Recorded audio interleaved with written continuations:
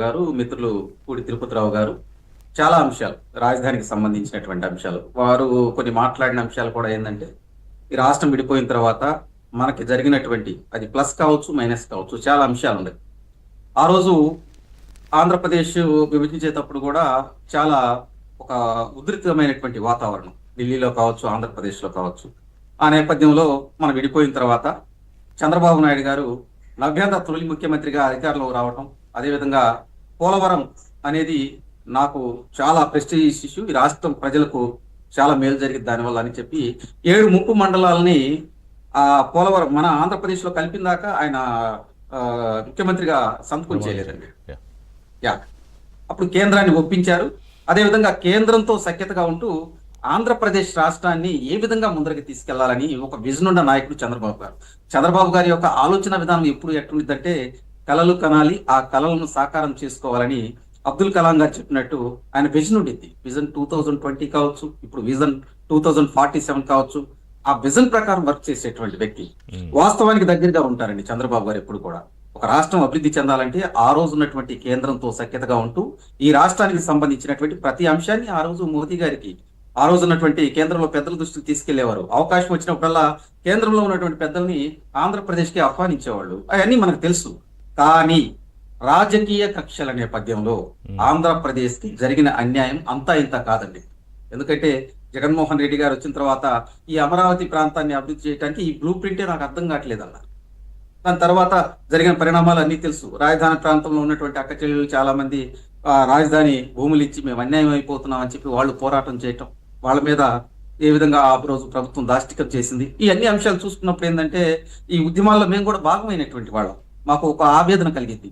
అరే, అన్నం పెట్టే రైతనని ఆ విధంగా కర్కోశకంగా బూటుకాళ్ళతో దన్నారు కదండి. ఇక్కడ చాలా అంశాలు ఉన్నాయి. ఒక ఎంపీ గారు అక్కడ పరామర్శించడానికి వెళ్తే గల్లా జయదేవ్ గారు ఆయన్ని చొక్కాసించేసి తరుముకుంటూ కొట్టారండి. అది కొట్టించింది పోలీసుల చేత కొట్టించారు. అంటే ఇటువంటి అంశాలు చూసినప్పుడు ఈ ప్రాంత వాసులుగానే కాదు, ఆంధ్రప్రదేశ్ లో ఉన్నటువంటి ప్రతి ఒక్కరికి కూడా కొంచెం భావోద్వేగానికి గురవుతారు. ఎందుకంటే మేము దగ్గరగా ఉన్నాడు. చలసాని శ్రీనివాసరావు గారు కూడా అక్కడ ఉద్యమాల్లో పాల్గొన్నటువంటి వ్యక్తి, అమరావతి ప్రాంతం కావచ్చు, ఆంధ్రప్రదేశ్ చరిత్ర తెలిసినటువంటి వ్యక్తి అని చాలా కీలకమైనటువంటి అంశాలు కూడా మాట్లాడారు. అందరికీ తెలిసినటువంటి విషయమేనండి. ఒక నగర నిర్మాణం అభివృద్ధి చెందాలి, ఒక బ్రహ్మాండంగా చేయాలంటే ఒక్క సంవత్సరం 2 సంవత్సరాలు అవదు.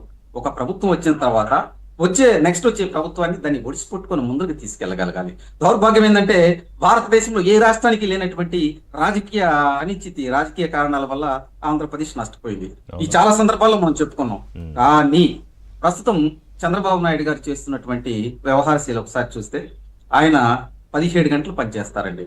ఆయనతో పాటు ఉన్నటువంటి మంత్రులు కూడా మీరు పనిచేయాలి, ప్రజలకు జవాబుదారీతనంగా ఉండాలి, మనం ఈ రాష్ట్రానికి అభివృద్ధి పదంలో ముందుకు తీసుకెళ్ళడానికి ప్రతి ఒక్కరూ సమిష్టి కృషి చేయాలని చెప్పి ఆయన చాలా సందర్భాల్లో మాట్లాడటం. మీరు 2014 నుంచి 19 మధ్య కాలంలో ఆ భారతదేశంలో ఆ విధంగా పనిచేసినటువంటి ముఖ్యమంత్రి ఎవరన్నా ఉన్నారంటే ఎవరు లేరని చెప్పుకోవాలి. ఓపెన్ గా చెప్పుకోవాల్సిన. నేను అదే సార్ నేను అంటుంది. అప్పటి నుంచి ఇప్పటి వరకు చూసుకుంటే ఆయన 2014-19లో పోలవరం పూర్తి చేయడానికి తహతహలాడిపోయారండి. ప్రతి సోమవారం పోలవరం వెళ్ళేవాళ్ళు, అధికారులు సమాయత్తం చేసేవాళ్ళు, అక్కడ ఉన్నటువంటి ప్రాజెక్ట్ వివరాలు సేకరిస్తూ ఉండేవాళ్ళు. ఒక పక్క కేంద్రంతో మాట్లాడుతూ పోలవరానికి రావాల్సినటువంటి నిధుల కోసం అక్కడికి వెళ్ళి ఇదిగోనండి మేము వర్క్ చేసాం తీయని తెచ్చుకునేవాళ్ళు. ఇవన్నీ చూసాం. దానితో పాటు అమరావతిని అభివృద్ధి చేయడానికి, అదే విధంగా విశాఖపట్నాన్ని ఐటీ హబ్ గా చేయడానికి, మరి రాయలసీమను పారిశ్రామికంగా అభివృద్ధి చేయడానికి కేయాలాంటి మోటార్స్, కేయాలాంటి సంస్థలు తీసుకొచ్చారు. అది ఆషామాషి విషయం కాదు. కేంద్రంతో ఒప్పించి కియా వాళ్ళని మరి ఇక్కడ తీసుకొస్తాం, అనంతపురం మామూలు విషయం కాదండి. దాంతో పాటు ఎన్నో ఎంఓఏలు కుదుర్చుకున్నారండి. వైకాపా పార్టీ అధికారంలోకి వచ్చిన తర్వాత ఆ ఎంఓఏలు మొత్తం రద్దు చేశారు. దానివల్ల నష్టపోయింది ఎవరండి? ఆంధ్ర రాష్ట్రంలో ఉన్నటువంటి ప్రజలండి. ఒక అమరావతి నష్టపోయిందని చాలా మంది అనుకుంటున్నారండి. అమరావతి కాదండి, అమరావతి ఆంధ్రప్రదేశ్ లో ఉన్నటువంటి ప్రజలందరూ నష్టపోయారండి. కాబట్టి ఒక రాజకీయ నాయకుడికి ఏ విధంగా అవగాహన లేకుండా అధికారంలోకి వస్తే ఏ విధంగా విచ్ఛిన్నం అయిపోతారు, ఏ విధంగా అభివృద్ధి పదం నుండి దూరం అవుతారో దానికి ఉదాహరణ 2019 నుంచి 2024 మధ్య కాలంలో జరిగినటువంటి జగన్మోహన్ రెడ్డి గారి పరిపాలన. నేను ఇవన్నీ ఇంట్రడక్షన్ ఎందుకు చెప్పానంటే ఇవన్నీ ప్రజల భావోద్వేగాలతో కూడుకున్నటువంటి అంశాలండి. ఇప్పుడు యువతున్నారండి, విద్య ఉపాధి అవకాశాలు రావాలని ఆశిస్తూ ఉంటారు. అలాగే కూలి పనులు చేసుకునే వాళ్ళు ఉంటారు. వాళ్ళు మాకు మంచిగా ఇక్కడ పనులు జరగాలి, మా పిల్లలు అభివృద్ధి చెందాలనుకుంటారు. కానీ జగన్మోహన్ రెడ్డి గారి అధికారంలోకి వచ్చిన తర్వాత ఇసుక దొరక్క అసంఘటిత కార్మికులు ఆత్మహత్యలు చేసుకున్నారండి. మీరు ఎక్కడ చూస్తుండ్రు ఇటువంటి అంశాలు. ఇవన్నీ ఎలా ఉంటాయంటే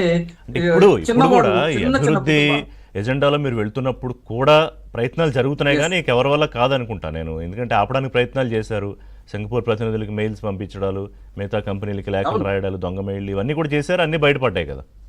యా నేను నేను అనేది ఏంటంటే, ఒక విజనరీ నాయకుడికి అవగాహన లేనటువంటి నాయకుడికి మధ్య వ్యత్యాసం చెబుతున్నానండి. మీరు చాలా సందర్భాల్లో చూడండి, అమరావతిలో పేదలకు ఇల్లు ఇస్తున్నాం అని చెప్పి పేదవారిని ఎమోషన్ గురి చేశారు.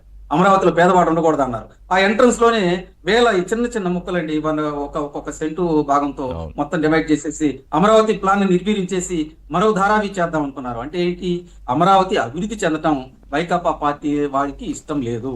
నేను జగన్మోహన్ రెడ్డి గారిని సూటిగా చాలా సార్లు మాట్లాడుకున్నాం. మనం ఇప్పుడు కక్షలు కార్పణ్యాలు 100 ఉండొచ్చండి.